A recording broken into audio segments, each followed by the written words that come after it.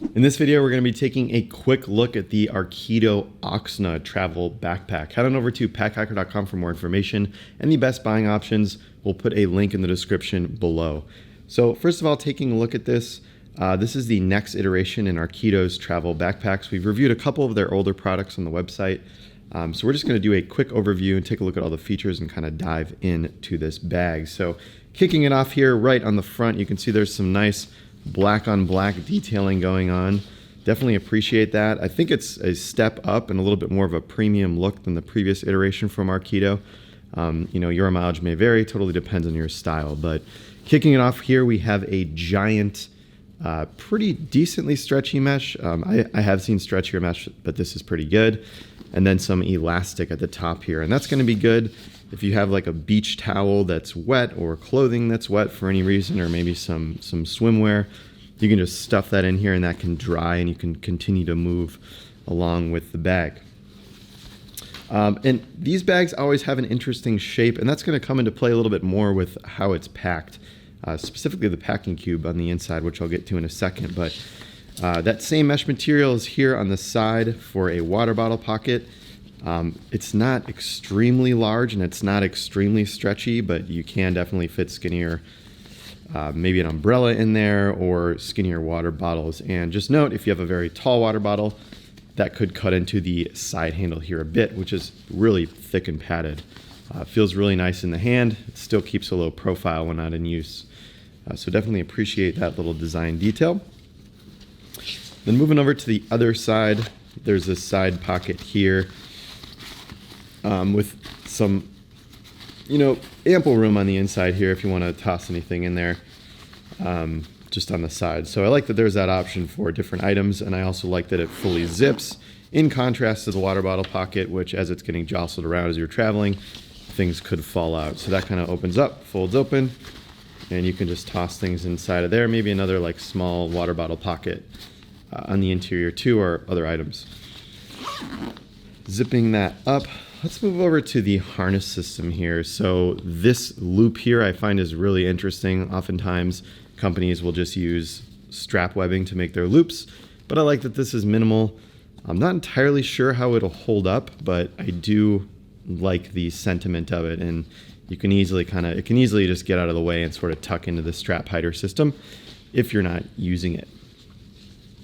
The straps here, minimal in design. They've got a decently professional feel as well because there's not a ton going on. However, below here, there is an adjustable sternum strap with this PALS-like webbing. So this can be clipped and unclipped and moved around based on where you want it positioned. So that's always a nice option.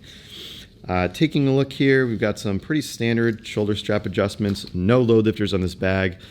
Not sure it's really necessary at the size, but just a note for that. If you really like load lifters, you're out of luck with this bag. We're taking a look here. There's a magnetic sternum strap here, so those are always fun to play with. They do take a little bit of getting used to, and a buckle just works just fine. I feel like magnetic and like fidlock type of buckles have just gained popularity due to the cool factor, which they definitely are. But they do take some getting used to, and oftentimes I find they're not even faster than a Duraflex buckle, but they are definitely nice. Your mileage may vary. And then what's cool about this, I guess strap padding, first of all.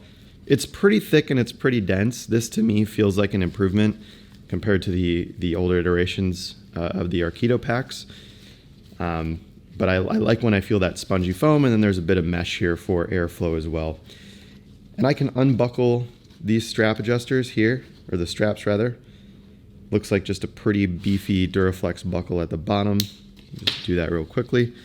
And then the whole harness system will stow inside of here. Just get that out of the way.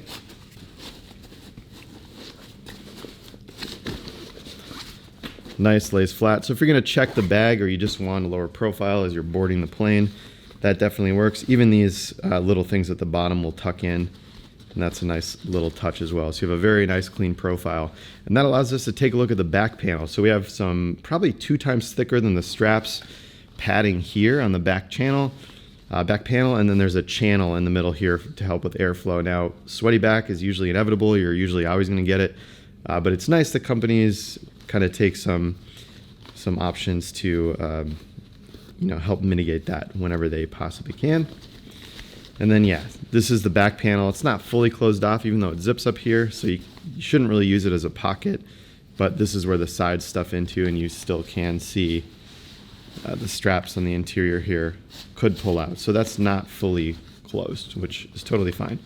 But if you're planning on using it as a pocket, it's not really possible. And the top doesn't zip when the straps are down. We have a secure pocket in the back here, so this is going to be against your back, probably the hardest to spot and access. It's a little deep for a pocket like this. You can definitely shove your passport in there, other flatter items. Not a ton of liter capacity, ultimately probably better for documents and flatter items, but there's a decent amount if you want to put something bulkier in there and you really need to keep something secure. So that's there. The top pretty much has that same padded handle that we see on the side here. So this is always nice to just grab onto if you're, grabbing the bag from under the seat in front of you or in the overhead compartment. You can kind of carry it briefcase style as well, although this isn't perfectly centered. So if it's really heavy, it's going to kind of tilt like that based on where you grab the handle. All right, and let's just move on. There's a front pocket here. Try to get all the little pockets out first. We do have the tag in here. Since we haven't fully tested this yet, we're just doing a quick overview. But yeah, there's a nice kind of soft fabric in here. So this is usually good for delicate electronics or sunglasses. So it's kind of soft to the touch. And that's always a nice feature to have in bags. And then yeah, we'll just open up. Actually, let's do the laptop compartment. So I like what Arcido is doing here. They're always thinking through kind of long-term travel and tech, and I like that. So this fully opens up and lays flat. If you do want to put a laptop in here, unvelcro the top, toss a laptop in here, and you're totally good to go. Another thing that's great about this is it's kind of a laptop hammock, meaning it's suspended. So if you drop the bag, your laptop isn't going to slam against the ground, and that's always a nice feature to have, especially when other people are handling your bag at when you're going through security or whatever, security people are handling it. It's kind of out of your control at that point. So it's nice to have that additional safety net. And then yeah, just a pretty straightforward Velcro buckle here at the top, but this does lay flat. If you find like a decent TSA agent, maybe they'll let you not even take your laptop out of the bag. But we found most of the time they just want your laptop out anyways, regardless of the way a bag is designed. Your mileage may vary on that one. And there's a nice kind of like Hypalon-y, rubbery feeling tab here with the logo on it. So I guess you can use that to pull it off. And it is nice. Like if you have this in the airline seat and you're just pulling this up between your legs and you want to grab your laptop out, it's nice that you have that Hypalon to grab onto and quickly pull it versus getting your hand completely down there. And then on the front of this kind of lay flat open clamshell, we have a mesh pocket here. And that opens right up. This mesh is much stiffer in comparison to this mesh, so it is a different material. It's kind of crinkly. Don't really love the way that it feels in here, but you can see that there's some folding here, and that's intentional. What that is it's basically just some extra fabric to allow you to have some more volume here if you choose to use it. Just keep in mind that anything that you put in here that's large will ultimately kind of cut against this laptop compartment and the rest of the bag. So we can zip that back up, and you can see some stitching here. These are basically just little pencil stylus pockets. So 1, 2, 3 pencil stylus pockets. And then here there's like a larger pocket for maybe a larger notebook or maybe a smaller tablet. And that cuts off about right here. And then behind, this sleeve goes all the way down to the bottom. So maybe if you have some documents or some things that you want to lay flat, that pretty much goes all the way down to the bottom. If I can show you that there. I have a really weird, kind of picky thing with the Velcro here. Sometimes when there's some extra room, it can be hard to get the Velcro exactly back on target. And I'll often talk about that with bags. It's really not a big deal, more of like a nitpick that you get when reviewing 100 bags at this point probably. But just something to note there. I usually like Velcro with larger targets. All right, and then zipping this back up,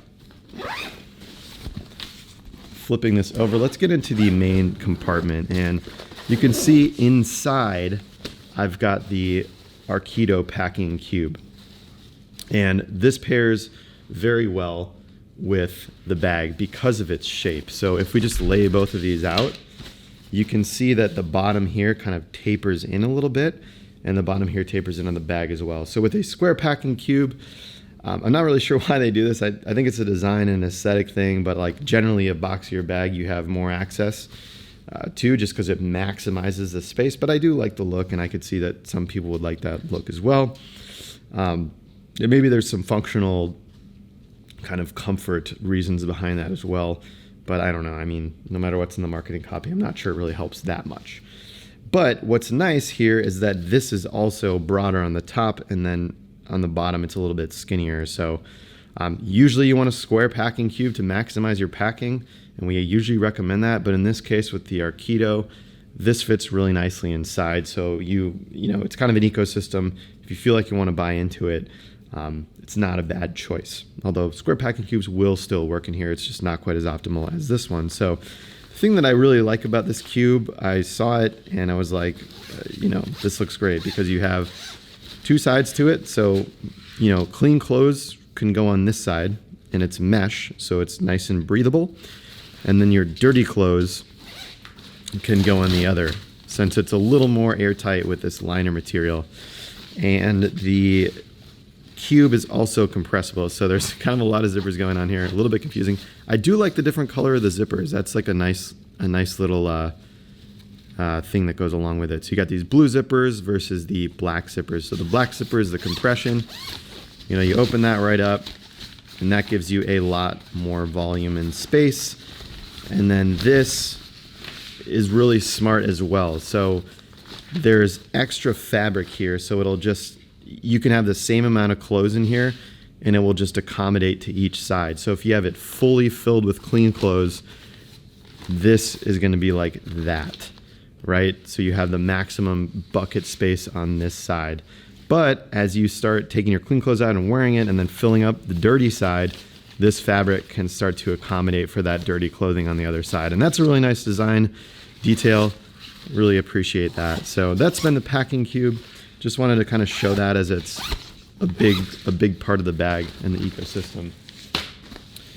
So yeah, if I just open this back up, there are a couple other things going on. We have two pretty standard buckles here for compression.